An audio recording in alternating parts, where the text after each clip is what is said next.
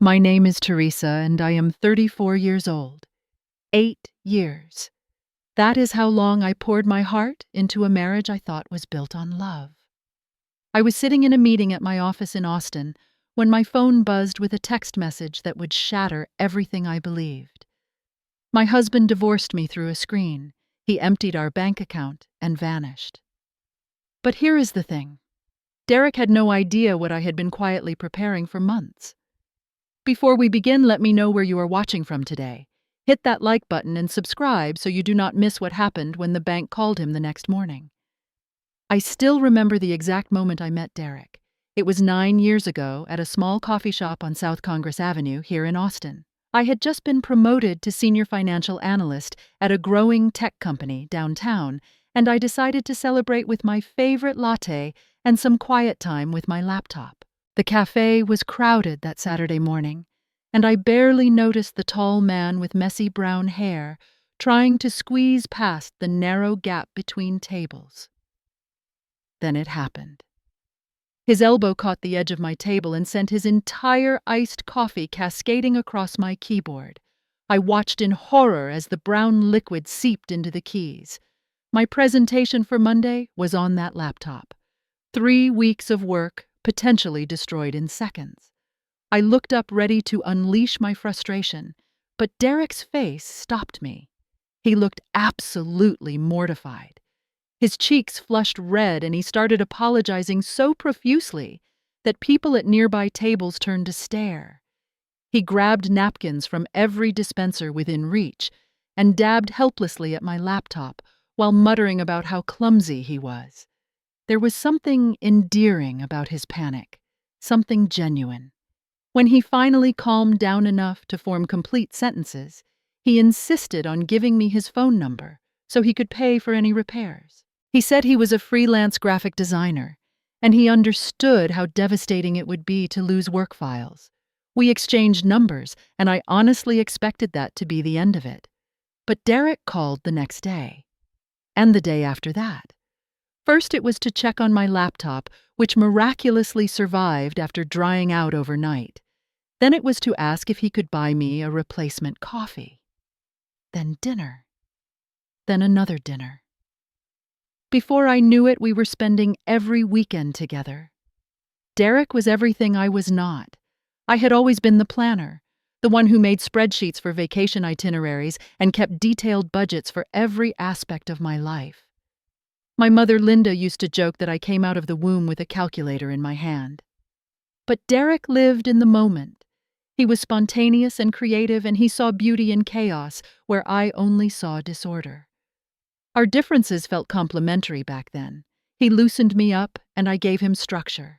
When we walked through art galleries, he would explain the emotion behind abstract paintings that looked like random splatters to me. When he struggled to invoice clients or track his expenses, I helped him set up systems. We were a team, or so I believed. We got married after just 1 year of dating. Some people thought it was too fast, but I had never been more certain of anything. Our wedding was small and intimate, held in my mother's backyard in the suburbs of Austin.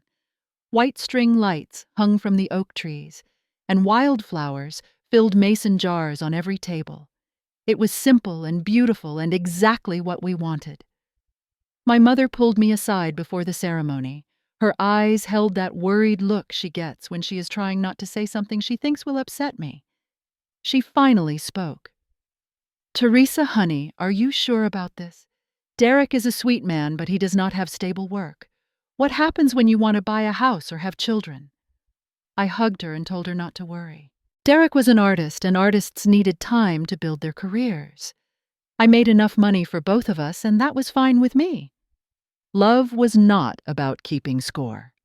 That is what I told myself anyway. The first 3 years of our marriage were genuinely happy. We rented a cozy 1-bedroom apartment near downtown. It was small, but we filled it with Derek's artwork and secondhand furniture we refinished together on weekends. I would come home from long days at the office to find Derek cooking dinner while music played from a Bluetooth speaker.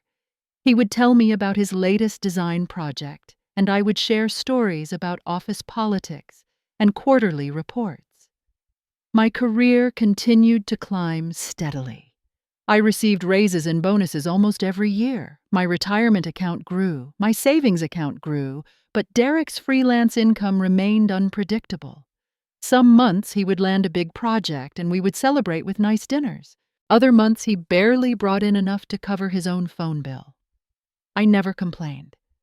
I genuinely did not mind being the primary earner. What I minded was his lack of effort to change the situation, but I pushed that thought down every time it surfaced. Supportive wives did not nag their husbands about money. That is what I told myself. When our 5th anniversary approached, I had saved enough for a down payment on a house. I had been dreaming about this for years. A real home with a backyard and a guest room for when my mother visited, and maybe someday a nursery. I found the perfect place in a quiet neighborhood, about 20 minutes from downtown. 3 bedrooms, a big kitchen with granite countertops, a backyard with a mature pecan tree. The asking price was $350,000, and I had $80,000 saved for the down payment. Derek was thrilled when I showed him the listing. We drove out to see it that same weekend, and he fell in love with the natural light in what would become his home office. He talked about all the plants he would put on the back porch and how he could finally have space for a proper drafting table. When we sat down with the mortgage broker, Derek asked if we could put both our names on the deed. He said it would feel more like our home if we were equal owners. Something flickered in my chest when he said it. A tiny warning signal that I immediately dismissed. Of course we should both be on the deed. We were married. What was mine was his, and what was his was mine. That was how marriage worked. I used my $80,000 for the down payment. Derek contributed nothing because he did not have anything to contribute. But I signed the papers, putting both our names on the property. I also suggested we open a joint checking account to simplify our finances. All my paychecks would go in and all our bills would come out. Derek agreed enthusiastically. Looking back, I can see how naive I was, but at the time it felt like the natural progression of building a life together. I trusted Derek completely. I trusted that he loved me as much as I loved him. I trusted that our marriage would last forever. We talked about having children during those years. I was ready. I had been ready since before we got married. But every time I brought it up, Derek would say we should wait a little longer. He wanted to be more established in his career first. He wanted to save more money. He wanted to enjoy our time as just the two of us a bit more. I accepted every excuse because I believed we had all the time in the world. By our 8th anniversary, I had contributed roughly 85% of our household income throughout our entire marriage.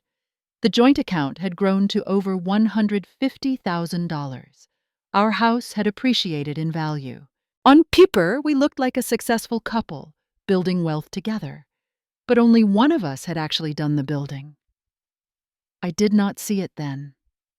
I was too busy working and too deeply in love to notice the cracks forming beneath the surface. I thought we were happy. I thought Derek was happy. I thought our biggest problems were deciding where to go for date night and whether to paint the guest room blue or green.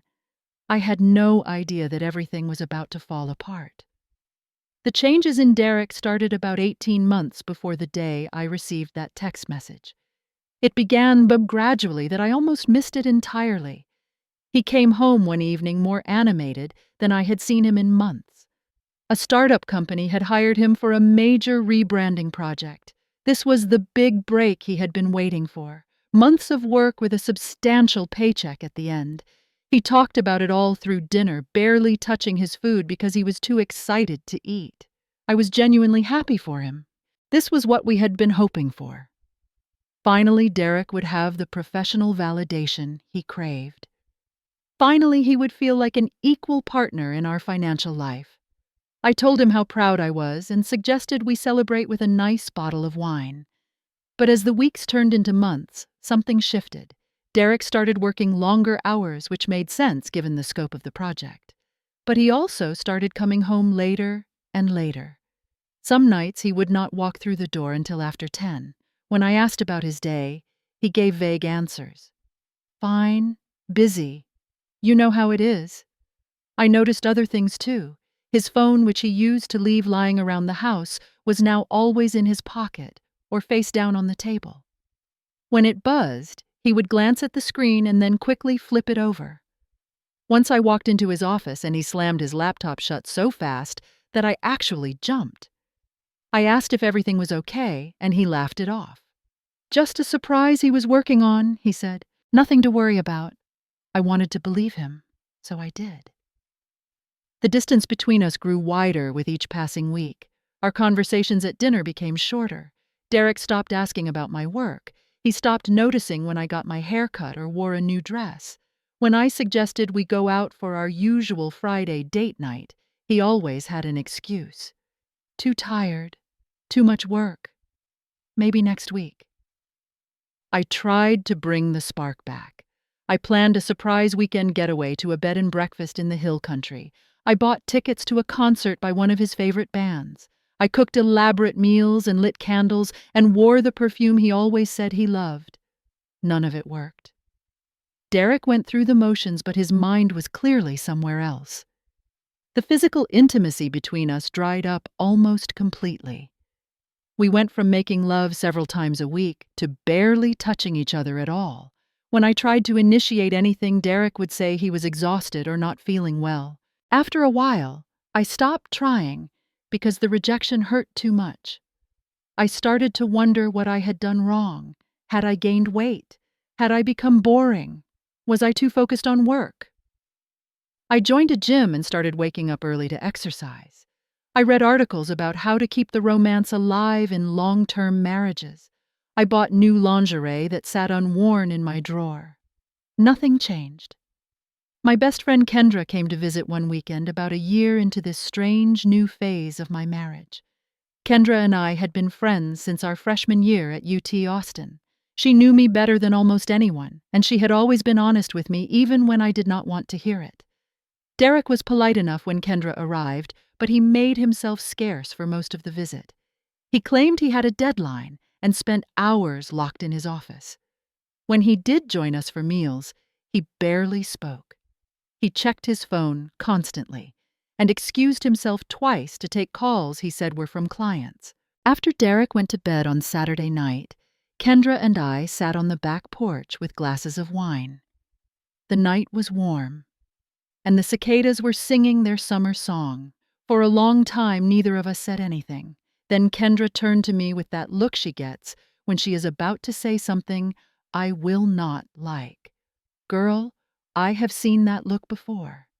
Something is off. I felt my defenses rise immediately. What do you mean? Derek is just stressed about work. This project is really important to him. Kendra shook her head slowly. Teresa, I have known you for 15 years. I have watched you make excuses for that man since the day you met him, but this is different. The way he looks at you, or actually the way he does not look at you. Something is wrong. We argued, not loudly but intensely. I accused her of never liking Derek. She accused me of being blind. By the time we went to bed, there was tension between us that lingered through the rest of her visit. She hugged me goodbye at the airport and told me to call her if I ever needed anything. I said I would, but I did not plan to. I was angry. How dare she suggest there was something wrong with my marriage? But her words haunted me in the days that followed. I started paying closer attention to Derek, watching him when he did not know I was watching, noticing the small smile that crossed his face when he looked at his phone, the way he angled his body away from me when he typed, the lies about where he had been that did not quite add up. My mother called one evening to check in. We talked about her book club and the new restaurant she had tried and the ridiculous heat that summer. Then she asked how Derek was doing. I realized I had barely mentioned him in our last several conversations. Oh, he is fine, I said. Just busy with work. There was a pause on the line. Then my mother said something that cut through all my denial. Honey, you used to talk about Derek constantly. Now you barely mention his name. Is everything okay? I lied and said everything was great. But after I hung up, I sat alone in the living room and let myself feel what I had been suppressing for months. Fear, doubt, The terrible suspicion that my marriage was falling apart, and I was the only one who did not know why. At work, my colleague Marcus pulled me aside one afternoon. He was a kind man in his 50s who had been with the company for decades. We had always gotten along well. "Teresa, are you all right? You have seemed distracted lately. Not your usual sharp self." I assured him I was fine, just tired. But his concern stayed with me. If even my co-workers could see that something was wrong, then how bad had things really gotten? That night, I decided I would finally confront Derek. I would sit him down and demand an honest conversation about what was happening between us. I rehearsed what I would say while I drove home from work. I felt determined, strong, ready. But when I walked through the door, Derek was already on the phone. He waved at me distractedly and disappeared into his office. By the time he emerged, I had lost my nerve. He seemed tired and stressed, and I did not want to make things worse by starting a fight. I told myself I would talk to him tomorrow. Tomorrow became next week. Next week became next month. I kept finding reasons to delay the conversation I knew we needed to have. Then one night, everything changed. I woke up at 2 a.m. to use the bathroom and noticed Derek was not in bed. I found him in the living room sitting in the dark with only the glow of his phone illuminating his face. He was smiling at something on the screen, a real smile, the kind I had not seen directed at me in over a year. I must have made a sound because he looked up suddenly. His expression shifted to something I can only describe as guilty. He said he could not sleep and was just scrolling through social media. Then he came back to bed and turned away from me. I lay there in the darkness listening to his breathing slow as he fell asleep. My heart was pounding. My mind was racing. Something was very, very wrong. And I was terrified to find out what it was. The truth revealed itself on a Saturday morning in March. Derek left early, saying he had to meet a client for brunch to discuss a new project. He kissed my forehead on his way out the door. A perfunctory kiss, the kind you give out of habit rather than affection. I had no plans to snoop. I really did not. But about an hour after Derek left, I noticed his iPad sitting on the kitchen counter. He usually took it everywhere. He must have forgotten it in his rush to leave. I picked it up, intending to put it somewhere safe. The screen lit up at my touch. He had not logged out of his messages. A notification appeared at the top of the screen, a text from someone named Megan. "I miss you already. Last night was amazing. Cannot wait until you are finally free from her." My blood turned to ice. My hand started shaking so badly I almost dropped the iPad. I told myself there must be some explanation. Maybe Megan was a client. Maybe this was taken out of context. Maybe. But I knew. Deep down in my gut, I already knew.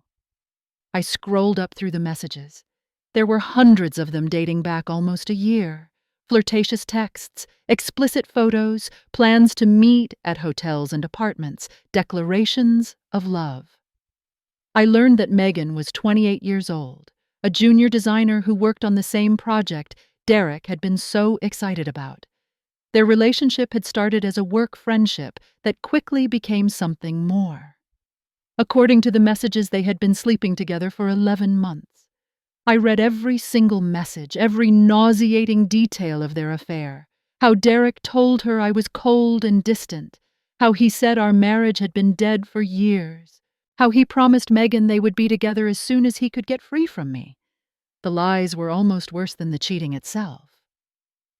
Derek had rewritten our entire relationship to justify his betrayal.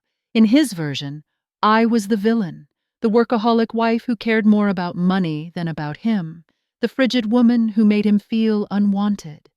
He painted himself as a trapped romantic hero, finally finding true love. I barely made it to the bathroom before I was sick. I knelt on the tile floor, heaving into the toilet while tears streamed down my face. 8 years. 8 years I had loved this man. 8 years I had supported him emotionally and financially. 8 years I had believed in our future together. And it was all built on a lie. I do not know how long I sat on that bathroom floor. Long enough for the cold tiles to make my legs numb, long enough for the initial shock to fade into something harder, something colder, something that felt almost like clarity. I thought about calling Derek and screaming at him. I thought about texting Megan and telling her exactly what I thought of home, wrecking women who go after married men. I thought about throwing all of Derek's belongings onto the front lawn and changing the locks. But then I remembered something my mother told me when I was a teenager, and devastated over some boy who had broken my heart. Never make a decision when you are angry. Anger fades. Consequences do not. I was a financial analyst. I dealt in numbers and logic and strategy. Emotion was the enemy of good decision-making. If I acted impulsively now, I might feel satisfied for a moment, but I could end up losing everything I had worked so hard to build. I picked myself up off the floor. I washed my face. I looked at myself in the mirror and made a promise. Derek would not win this. I went back to the iPad and systematically screenshotted every message, every photo, every piece of evidence of his affair. I sent them all to my personal email, then deleted the sent messages so Derek would not know. I wiped my fingerprints off the iPad screen and placed it exactly where I had found it. Then I sat down at the kitchen table and began to plan. Over the following weeks, I gathered more evidence. I checked our credit card statements and found charges I had never questioned before. Dinners at romantic restaurants on nights Derek said he was working late. Hotel rooms in Austin when he claimed to be on business trips to Dallas. Jewelry purchases that had certainly never been gifts for me. I hired a private investigator. I know that sounds dramatic, but I needed documentation that would hold up in court. The investigator followed Derek for a week and came back with photographs of him and Megan together, walking hand in hand through a park, kissing in a parking lot, entering her apartment building together in the evening, and not leaving until morning. Each new piece of evidence was like a fresh knife wound, but I refused to let the pain stop me. I saved everything, organized everything, built a case file that any divorce lawyer would be proud of. Speaking of lawyers, I found one through Kendra. I had finally called her and apologized for our argument. I told her she had been right, and I told her everything. She listened without saying I told you so, which is why she is my best friend. When I was done, she gave me the name of Patricia Holloway, a divorce attorney with a reputation for protecting women in exactly my situation. My first meeting with Patricia was both terrifying and empowering. I sat in her elegant office surrounded by law books and framed degrees and told her my story. She listened carefully, taking notes on a legal pad. When I finished, she looked at me with something like respect in her eyes. "You are smarter than most of my clients," she said. "Most people come to me after their spouse has already cleaned them out. You are coming to me with evidence and time to prepare. Let us make sure you are protected." Patricia explained Texas divorce law to me. Texas is a community property state, which means that assets acquired during the marriage are generally split 50-50. That sounded terrifying until she explained the exceptions. Property brought into the marriage or purchased with funds from before the marriage could be claimed as separate property, and judges had discretion to divide assets unequally if there was evidence of fault, like adultery. I had options. I had leverage. But I needed to be strategic. Patricia and I developed a plan, and everything depended on Derek not knowing what was coming until it was too late. Patricia's first piece of advice was simple but crucial. Protect your finances immediately.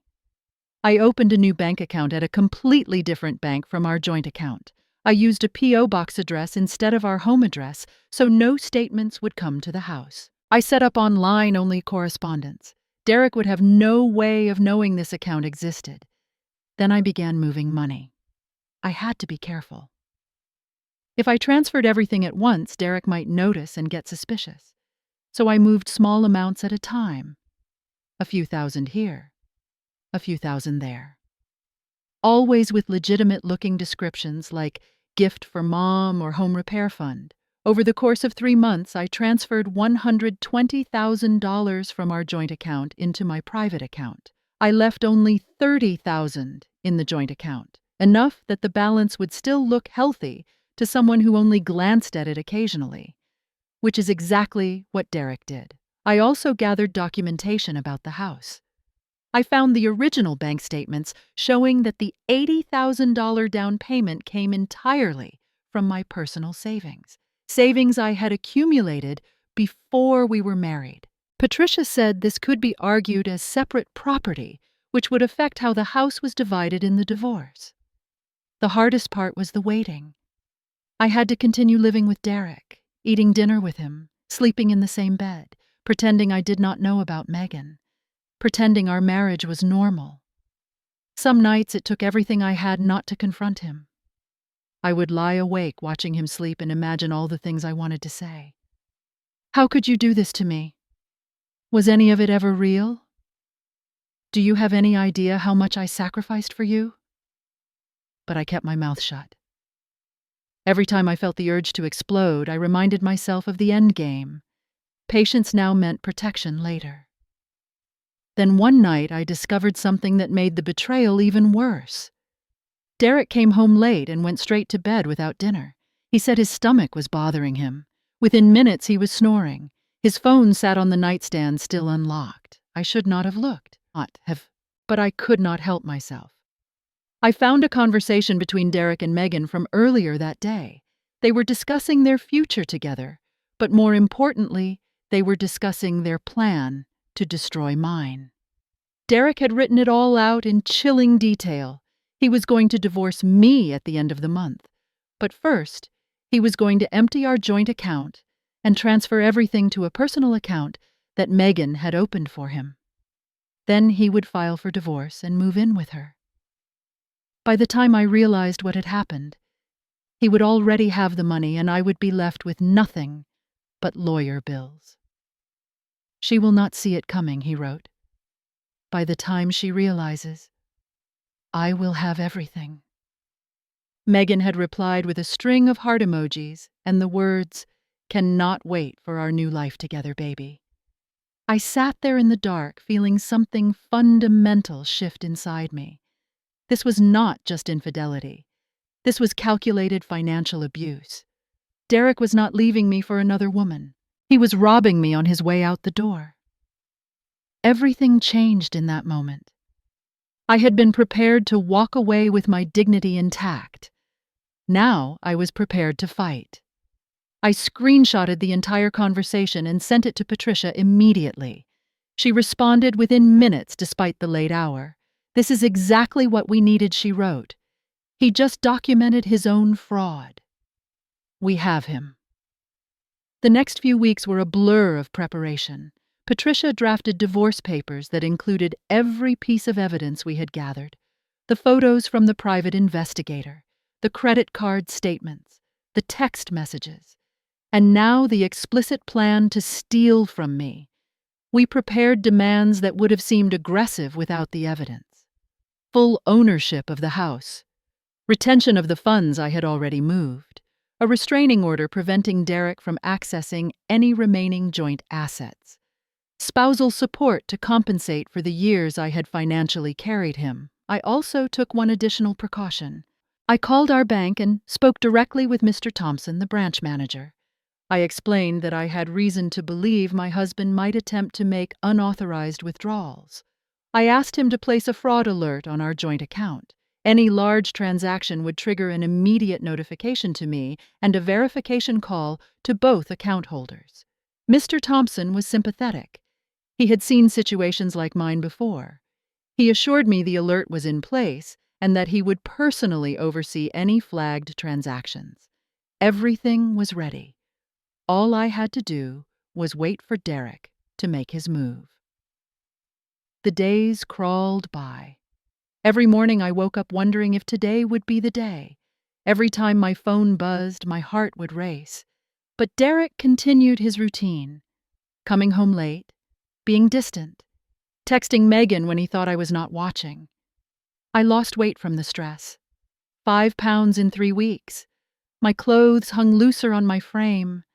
I had trouble sleeping. Dark circles formed under my eyes. Derek did not notice any of it. He was so focused on his scheme that he had completely stopped paying attention to me. In a way that made it easier. The man I had loved was already gone. The person living in my house was a stranger wearing my husband's face. On the last night of the month, I lay in bed pretending to sleep while Derek scrolled through his phone beside me. I could see the glow of the screen reflected in the window. I knew he was probably texting Megan, probably counting down the hours until he could finally be free of me. I turned my face into the pillow so he would not see me smile.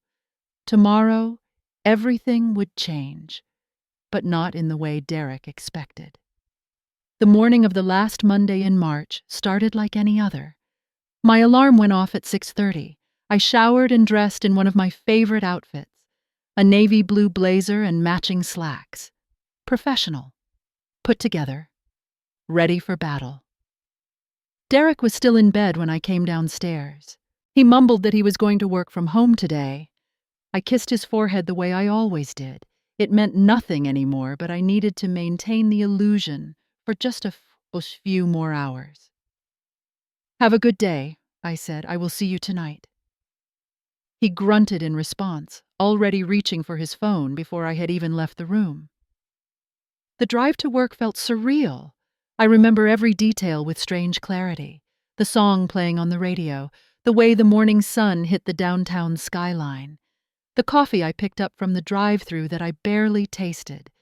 I knew that by the end of the day, my life would be completely different. I arrived at the office at 8:15. There was an important meeting scheduled for 10 o'clock with the executive team. A quarterly review that I had been preparing for weeks. Normally, I would have been completely focused on the presentation. Today, I could barely remember what it was about.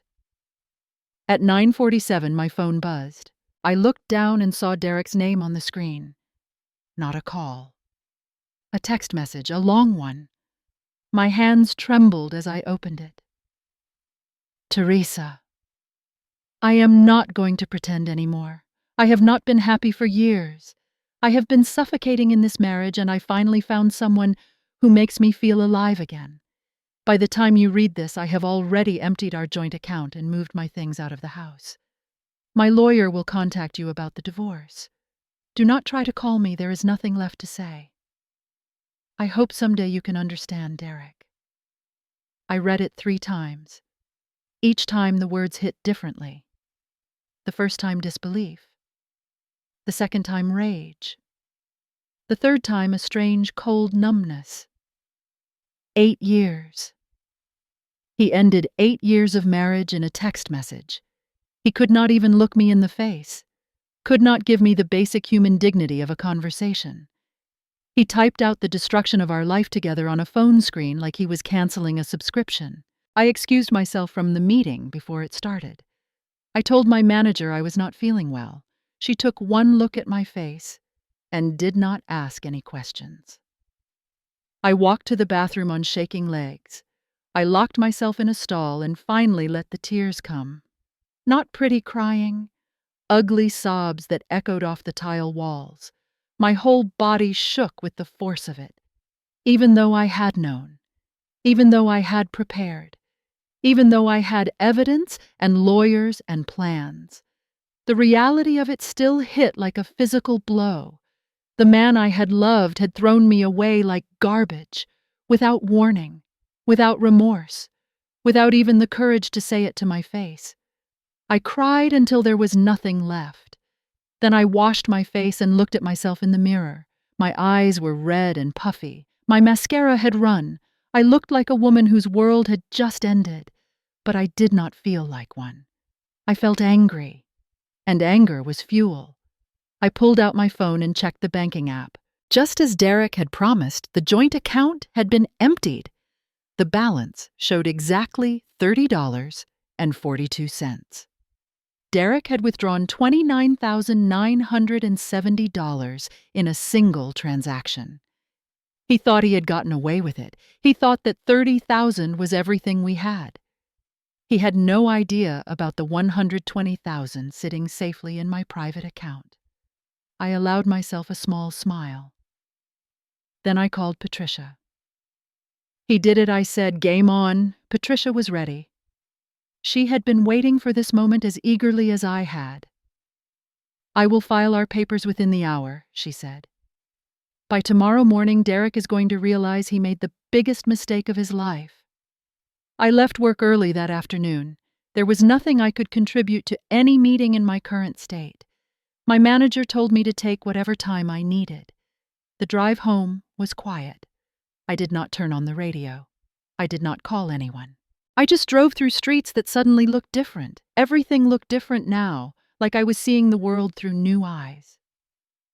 When I pulled into the driveway, I sat in the car for a long moment. This was my house, my home. The place where I had imagined raising children and growing old and building a life with the person I loved. Now, it was just walls and a roof, empty of all the meaning I had given it. I walked through the front door and stopped in the entryway. Derek had been thorough. The house was stripped of everything that belonged to him. His clothes were gone from the closet. His computer and equipment had been removed from the office. Even the artwork he had made over the years was missing from the walls. He had left behind everything I had purchased: the furniture, the kitchen appliances, the bedding, all the things we had supposedly built together that had actually been funded entirely by my salary. I walked from room to room like a ghost. In the bedroom, I opened the nightstand drawer and found his wedding ring sitting there. He had not even taken it with him, just left it behind like a piece of trash. The house felt enormous in its emptiness. Every room echoed with memories I no longer wanted. Derek cooking dinner while singing off-key. Derek surprising me with breakfast in bed. Derek holding me on the couch while we watched movies. All of it tainted now. All of it lies. I found the wedding photos still hanging on the living room wall. Derek and me smiling at the camera like we had the whole world ahead of us. My mother standing next to us beaming with pride. Our friends and family celebrating what they thought was the beginning of forever. I took down every single photo. I did not destroy them. I just put them in a box and shoved the box in the back of a closet. Maybe someday I would be able to look at them without feeling sick. But not today. That night I made myself dinner for one, a simple pasta that I barely tasted. I sat at the kitchen table where Derek and I had shared hundreds of meals, and I ate alone in silence. Around 9 o'clock, my phone buzzed with a text from Kendra. I am on my way. I had not asked her to come. She just knew. That is the kind of friend she is. When she arrived an hour later, I fell into her arms and cried all over again. She held me without saying anything. Just let me release everything I had been holding in for months. We stayed up late talking. I told her about the text message, about the empty account, about Derek's cruel, efficient betrayal. She listened, and she cursed his name, and she promised me that everything was going to be okay. Before we went to sleep, she made me promise one thing.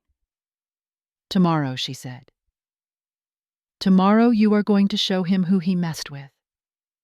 I promised. I woke up the next morning with Kendra already in the kitchen making coffee. She had stayed the night in the guest room. I was grateful not to be alone. We sat on the back porch with our coffee, watching the sunrise paint the sky in shades of pink and orange. For a few peaceful minutes, I did not think about Derek or divorce or betrayal. I just breathed and let the warmth of the morning sun soak into my skin. Then my phone started ringing. The caller ID showed a number I did not recognize. I let it go to voicemail. A minute later, it rang again. Same number. I ignored it again. By the third call, Kendra raised an eyebrow. Maybe you should answer that. I picked up on the fourth ring. Hello? Teresa. There was a pause. "This is Derek. We need to talk." His voice sounded strange, tight, almost panicked. Nothing like the confident cruelty of yesterday's text message. "I thought there was nothing left to say," I replied. "Listen, something is wrong. The bank called me this morning. They said there is a fraud alert on our account. They need us both to come in and verify a transaction." "What is going on?" I almost laughed. Almost. But I kept my voice neutral. "I do not know what you are talking about, Derek. You emptied that account yesterday, remember?" "You told me so yourself." "That is not what I—" He stopped. "Teresa, how much money was in that account?" I said nothing. "Teresa." His voice was rising. "There should have been over $150,000 in there. The bank says I only withdrew $30,000. Where is the rest of the money?" Kendra was watching me with wide eyes. I put the phone on speaker so she could hear. "I guess you should have paid closer attention to our finances," I said. There was a long silence. I could practically hear Derek's brain trying to process what I was telling him. You moved it. You moved our money." "I moved my money," I corrected. "The money I earned. The money I deposited every 2 weeks while you contributed almost nothing for 8 years. That money was never yours, Derek." The sound that came through the phone was something between a scream and a growl. "This is illegal. You stole from me. I am going to sue you. I am going to destroy you." "Good luck with that," I said. "My lawyer already filed papers this morning. You should be receiving them shortly, along with all the evidence of your affair with Megan. And the text messages where you planned to steal from me first." The silence that followed was deafening. "You knew," he finally said. His voice was small now, broken. "How long have you known?" "Long enough," I said. "And Derek, do not ever contact me again. From now on, you can talk to my lawyer." I hung up. Kendra stared at me for a long moment. Then she burst out laughing. "Girl, that was the most savage thing I have ever witnessed in my life." He had absolutely no idea. I did not laugh. I did not feel triumphant. I just felt tired and empty and relieved that it was finally over. But it was not over. Not quite yet. Over the next few hours, my phone blew up with calls and texts from Derek. I did not answer any of them, but I could see the messages coming through. At first he was threatening, then he was pleading, then he was threatening again. The messages became increasingly unhinged. Around noon, I heard a car pull into the driveway, then pounding on the front door. "Teresa," Derek's voice was muffled through the wood. "Open the door. We need to talk about this. You cannot do this to me." Kendra moved toward the door, but I stopped her. I called 911 instead.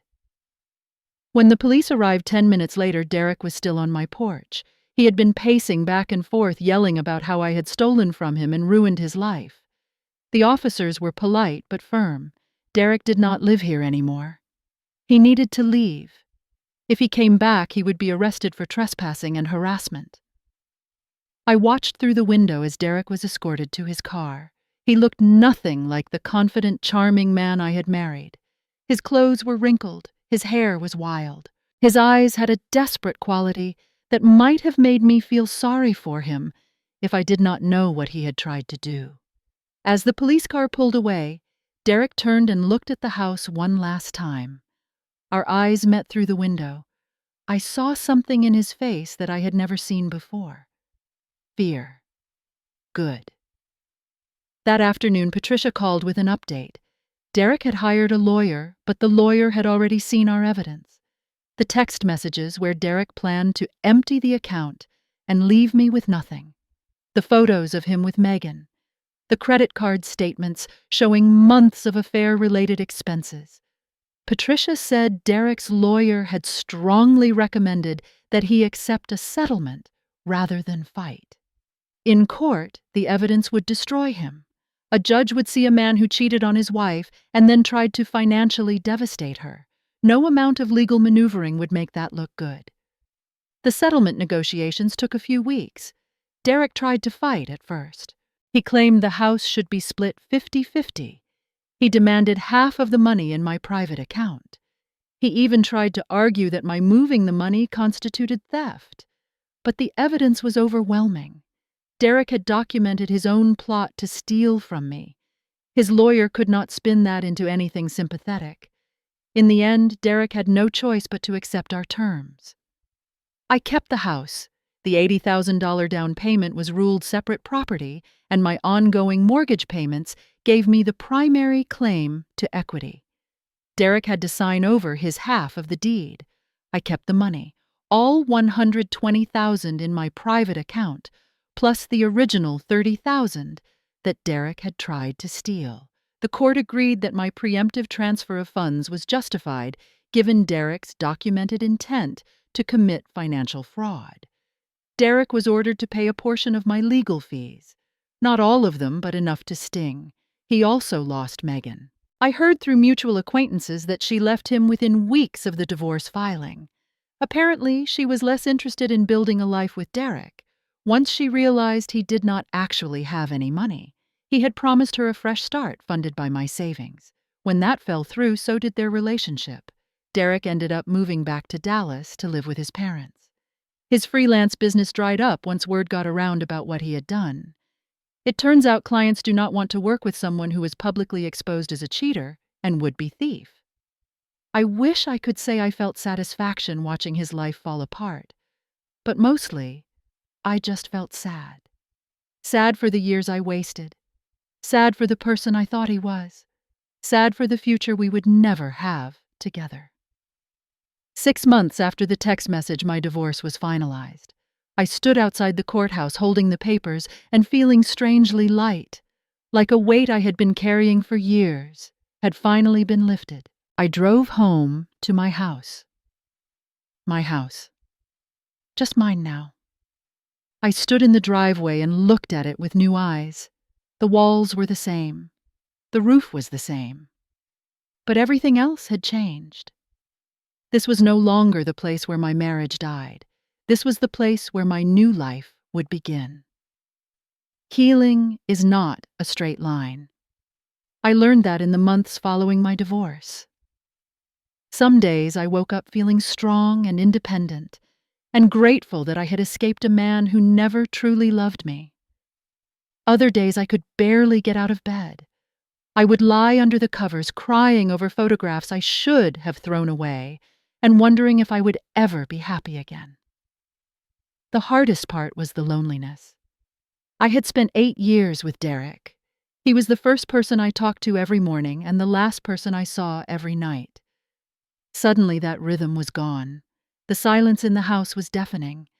I found myself talking to the walls just to hear a human voice. I started seeing a therapist named Dr. Patterson. She was a calm woman in her 60s with gray hair and kind eyes and a way of asking questions that made me actually think about my answers. In our early sessions, I blamed myself constantly. If only I had been more attentive. If only I had been more exciting. If only I had not worked so much. Surely I must have done something to drive Derek into another woman's arms. Dr. Patterson challenged every one of those assumptions. "Teresa," she said one afternoon, "you are describing a partner who took your money, who lied to you for over a year, who planned to leave you financially devastated. And you are asking what you did wrong. Does that seem reasonable to you?" I did not have a good answer. She helped me understand that Derek's betrayal was about Derek, his choices, his failures, his willingness to hurt the person who loved him most. Nothing I did or did not do caused him to become the man he became. That was all on him. It took months before I truly believed it, but eventually I did. Work became my refuge. I threw myself into projects with a focus I had not felt in years. Without the constant low-level anxiety of my failing marriage, I could actually concentrate. My performance improved. My manager noticed. Within a year, I was promoted to finance manager with a significant raise. I used some of that extra money to renovate the house. I hired a local contractor to update the kitchen. I painted every room in colors I had always wanted, but Derek had vetoed. I bought new furniture that was entirely my taste. Slowly, the space transformed from the home I had shared with my ex-husband into a place that was truly mine. Kendra came to visit often. She would bring wine and takeout, and we would talk for hours on the back porch, sometimes about deep things like trust and betrayal and the nature of love, sometimes about silly things like dating apps and terrible first date stories. She tried to convince me to put myself back out there, but I was not ready. Maybe I would never be ready. My mother moved in with me for 3 months after the divorce. She said she wanted to help, but I think she was also checking on me, making sure I was eating, making sure I was sleeping, making sure I was not falling apart in the ways that daughters hide from their mothers. Having her there was a comfort I did not know I needed. We cooked together and watched old movies together and sat in companionable silence on rainy afternoons. She told me stories about her own struggles, her difficult first marriage to a man before my father, her years as a single mother before she met the man who would become my dad. She had survived things I never knew about and come out stronger. "If I did it, you can do it," she told me. "You are my daughter after all. We do not give up." I started yoga classes at a studio near my house. At first I went just to have somewhere to be on weekend mornings, but I found I actually enjoyed it.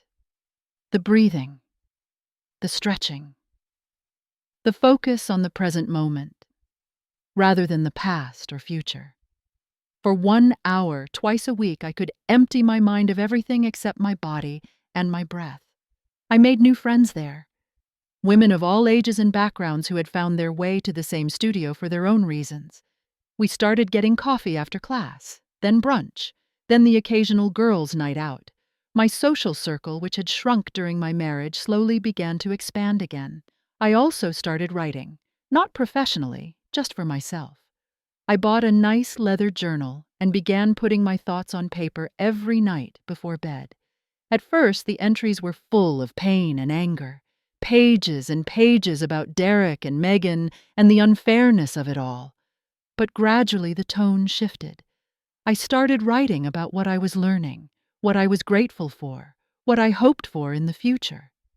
One entry from about a year after the divorce sticks with me. "I am not the woman I was before Derek.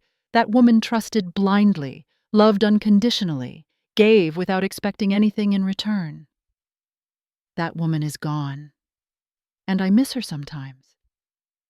But the woman I am becoming is stronger, wiser, more whole. She knows her worth. She protects herself. She does not need anyone else to complete her. I think I like this new woman better. I still have hard days. Days when a song on the radio will remind me of my wedding. Days when I see a couple holding hands and feel a pang of something like grief. Days when I wonder if I will ever let anyone get that close again. But the hard days are fewer now, and the good days are more. I think about Derek sometimes. I wonder if he ever understood what he lost. Not just the money or the house, but a person who loved him completely, who would have stood by him through anything, who would have grown old with him if he had only been faithful. I do not hate him anymore. Hate takes too much energy. And frankly, Derek is not worth my energy anymore. What I feel now is something closer to gratitude. As strange as that sounds. His betrayal forced me to become someone I never knew I could be. His cruelty taught me to value kindness. His lies taught me to trust my own instincts.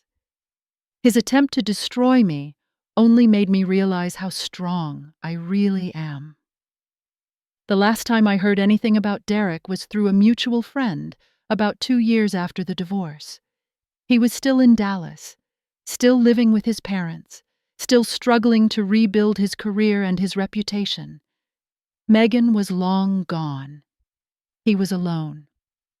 I felt nothing when I heard that news. No satisfaction, no pity, just nothing. That is when I knew I was truly free. It is spring now. 3 years since that terrible text message. 3 years since my old life ended and my new one began. I am sitting on my back porch watching the sun set over the Austin skyline. The sky is painted in brilliant shades of orange and pink and gold. The pecan tree in my backyard is covered in new green leaves. Somewhere in the neighborhood, a dog is barking and children are laughing, and life is happening all around me. I think about the woman I was when Derek first spilled coffee on my laptop in that little cafe on South Congress. She was younger, more naive, desperate for a love story that would give her life meaning. She did not understand that she already had meaning. She already had worth. She did not need anyone else to validate her existence. It took losing everything I thought I wanted to understand what I actually needed. I needed to trust myself, to know that my instincts were valid even when someone I loved tried to convince me otherwise, to believe in my own perception of reality even when it was uncomfortable. I needed to protect myself, not by building walls, but by being wise about who I let inside them, by paying attention to actions rather than words, by understanding that love without respect is not really love at all. I needed to know my own worth, not measured in salary or achievements or relationship status, but in the simple fact of my existence. I am enough. I have always been enough. I will always be enough, with or without a partner. Do I want to fall in love again? Maybe. Someday. When the right person comes along, someone honest, someone kind, someone who sees me clearly and loves what they see. But if that person never arrives, I will be okay. Better than okay. I have built a life that makes me happy, a career that challenges me, friends who support me, a home that feels like a sanctuary, a relationship with myself that is stronger than any relationship I have ever had with anyone else. That is the lesson Derek never meant to teach me. By taking everything I thought I needed, he showed me everything I already had. I take a sip of my tea and watch the last rays of sunlight disappear below the horizon. The sky fades from gold to purple to a deep velvet blue. Stars begin to appear one by one. Somewhere out there, Derek is probably still trying to figure out where it all went wrong, still blaming me for his failures, still wondering how the woman he underestimated managed to outsmart him so completely. But I do not think about him often anymore. He is a chapter in my story, an important one, but not the whole book. The rest of my story is still being written. And for the first time in a long time, I am excited to see what comes next. If you have made it to the end of my story, I want to thank you for listening. I know it was long, I know it was painful in places, but I hope it meant something to you. I have a question before you go. Have you ever been underestimated by someone who claimed to love you? Have you ever had to find strength you did not know you had? I would love to hear your stories in the comments below. And if this video helped you in any way, please consider giving it a like. It helps more people find these stories and maybe find the courage to write their own endings. If you want to hear more stories like mine, make sure to subscribe to this channel and hit that notification bell so you never miss an update. And finally, if you know someone who needs to hear this today, please share this video with them. Sometimes knowing we are not alone is the first step toward healing. Thank you again for being here. Thank you for caring. And thank you for reminding me that sharing our stories matters. I wish you strength in whatever battles you are fighting.